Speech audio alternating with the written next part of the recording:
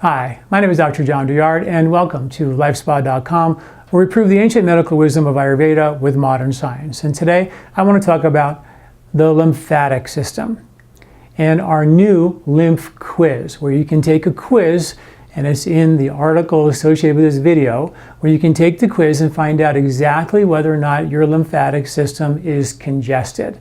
And it's very important for us to pick up on lymph congestion early. In Ayurvedic medicine, the lymphatic system is the very first system that we evaluate.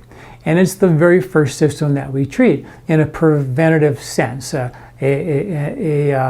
An ounce of prevention in the lymphatic system is clearly worth a pound of cure down the road, because many things start and many imbalances, physical health imbalances, start in the congestion of your lymphatic system.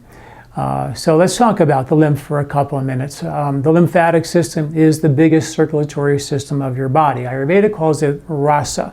Rasa is the lymphatic fluid. The study of rasa is called rasayana, which is the study of longevity. So they have a whole branch of Ayurveda studying longevity, studying the lymphatic system. And they understood that the intestinal tract was lined with lymph. There's what's called the gut associated lymphatic tissue that surrounds your large intestine, and then there's mesentery lymph which surrounds your small intestine. The mesentery, which is predominantly lymph, which is all the stuff that holds your small intestine together, has recently been deemed its own organ, which means that it's not just the stuff that keeps the intestines in place. It's an organ that has functions that will become and be studied, like the liver and the spleen and your heart and your kidneys. It's an organ, on a very important level.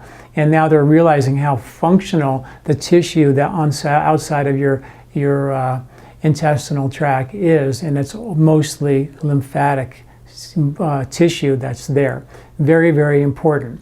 There are many branches of the lymphatic system. There's the gut-associated lymph, and that's under the umbrella of what are called the mucus-associated lymphatic tissues, or MALT, M-A-L-T. The mucus-associated lymphatic tissues are anywhere you have skin in your body, like I have skin here. On the other side of the skin, I have mucous membranes and a lymphatic army of vessels that carry my immune system. So if I got bit by a mosquito, I'd have an immune response right underneath my skin to make sure no bad bugs got into me systemically and caused problems. So that's part of the mucus-associated lymphatic tissue. And so under the umbrella of the mucus-associated lymphatic tissue, MALT or MALT, you have SALT, S-A-L-T, skin-associated lymphatic tissue. You have larynx and bronchial associated lymphatic tissue, which is the respiratory lymph in your respiratory tract, because your respiratory tract, once again, is lined by skin. And on the other side of that skin is going to be lymphatic tissue with an army of lymphatic immune fighters to make sure nothing weird penetrates that protective barrier. Your intestines is another barrier of internal skin with lymph, like we mentioned, on the outside, the gut-associated lymphatic tissue and the mesentery associated lymphatic tissue all lines your intestinal tract to have an army of immune fighters in case any weird stuff goes through your intestinal tract, because your intestinal barrier has broken down.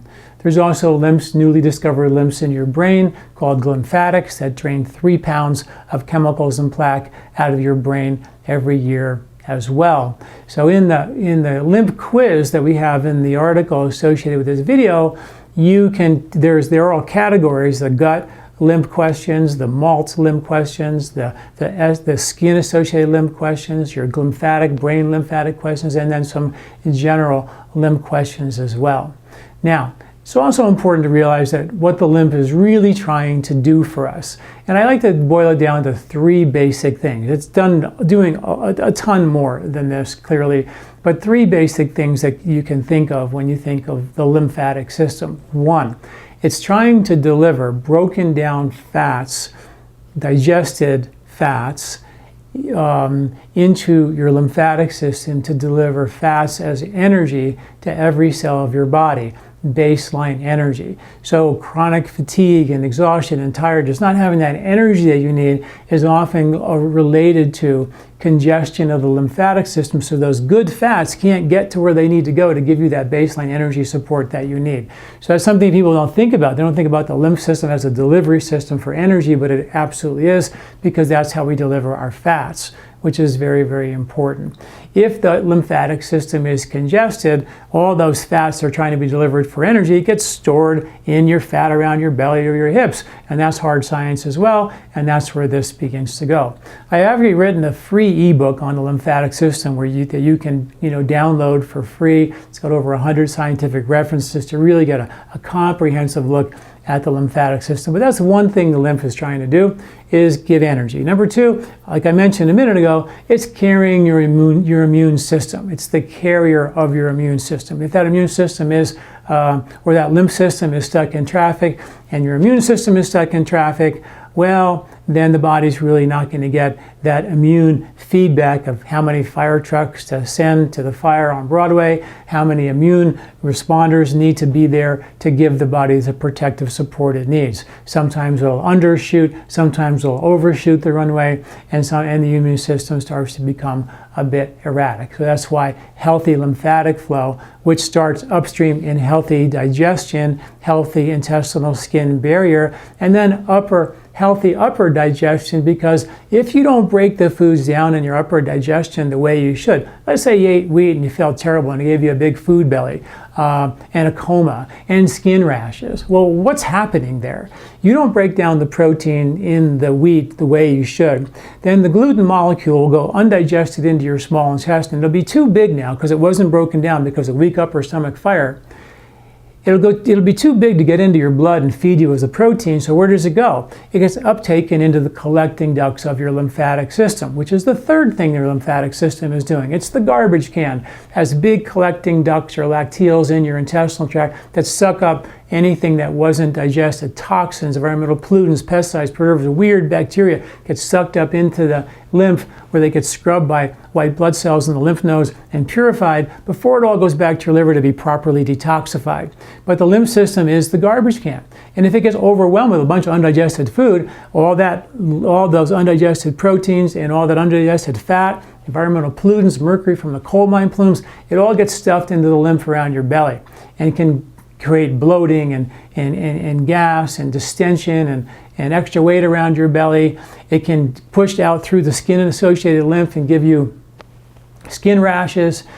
We know that there's lymphs in the brain that are linked to cognitive function and memory and focus and things like that, and it can give you brain fog. If those lymphs get congested in your belly, it can compromise the drainage, the natural drainage of the lymph in your brain, therefore giving you, some compromised function there as well. So when you think about it, my God, if I'm not digesting my food well upstream, they're going to go undigested, find their way into the garbage can, into the lymph, congest the lymph. It can make my joints ache, my skin kind of become sort of irritated. It can make me swell, hold on to water, make my brain fog, give me all types of tiredness, fatigue type symptoms, a host of concerns. And that's why I wrote the lymph quiz. So you can take a look and go, okay, if you answer yes to any of the symptoms in the different areas of the lymph, the mesentery lymph, the gut-associated lymphatic tissue, the respiratory lymph, the skin-associated lymph, the lymph around your mesentery,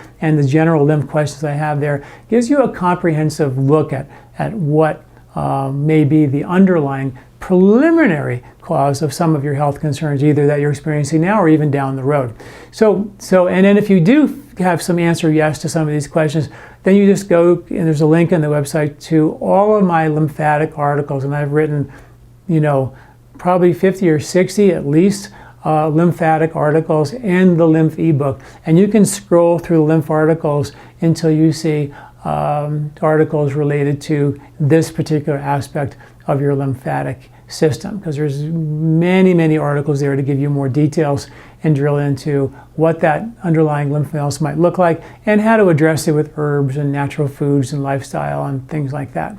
So I hope that makes sense. Check out the lymph quiz in this article, and and don't forget, the lymph system is the first system that breaks down. It's the first system on the outside of your intestinal wall that starts to get congested. And from there, we slowly become more congested, more toxic, and then some of these toxins will default back to the liver and secondarily overwhelm your liver. And then when you have your lymph and your liver problem, it's congested and the liver can't detoxify and the lymph is congested, that's when you absolutely start to feel not well, because the liver will shut down not only your ability to make hormones and support enzymatic processes in the body, innumerable ones, but it also is your detoxifier, and it also is the key link, the kingpin of your digestive strength. So if you don't have good liver and bile function, you will not digest your food well, because your liver makes bile, and bile is a neutralizer, a buffer for the acid in your stomach. And if you don't have the bile to neutralize the acid in your stomach just won't make the acid that it needs to cook and break down the proteins in dairy, the lectins in nuts and seeds and beans, and the gluten in wheat. So there's a logical explanation for probably why you don't feel good eating certain foods, and for sure, don't eat them if you don't feel good, but don't think that you've solved the problem by just taking the food out of the diet. What I wrote my book, Eat Wheat, about years ago was clearly to just help people troubleshoot where their digestive system got broken down and how to fix and repair that with herbs and lifestyle and diet and foods to help bring the whole thing back into balance. So you have the ability to go back and start eating these foods in season again, not in a refined processed form, not every day of the year, 3 times a day, but in season in their natural whole form. All right, guys, thanks for listening. I'm Dr. John Douillard. Do you like this video? Don't forget to subscribe and share. This recording is brought to you by LifeSpa, where ancient Ayurvedic wisdom meets modern science. Get access to free health video newsletters by Dr. John at lifespa.com. These statements have not been evaluated by the FDA. These products are not intended to diagnose, treat, cure, or prevent any disease.